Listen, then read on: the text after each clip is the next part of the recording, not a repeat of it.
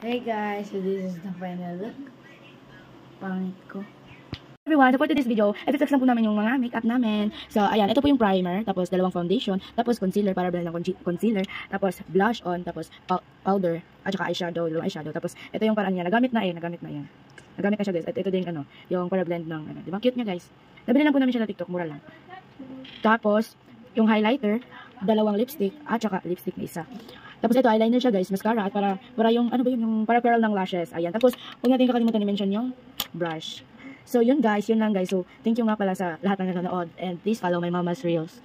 Hello everyone, so for today's video, ako naman yung mag-makeup sa sarili ko kasi tapos si mama, tapos si ate, ako na lang, hindi pa. So, first guys, we're gonna use this. Ayan, nagamit ko ni mama eh. This, tawag na contour. Hindi, foundation. Yes, so yan. Ulit lang kasi. Ito mga lagay lang guys.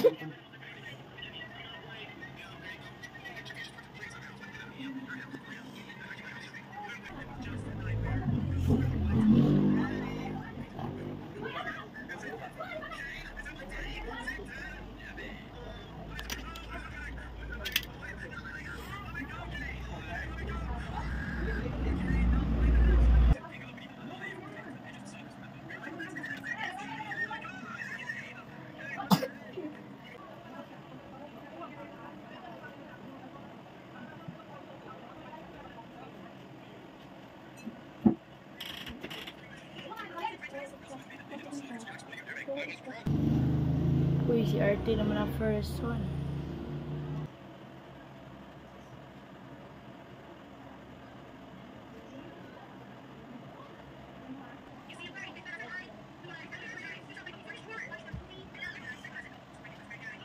Actually, no need na ako nito. Pero ba't ba ako naglalagay?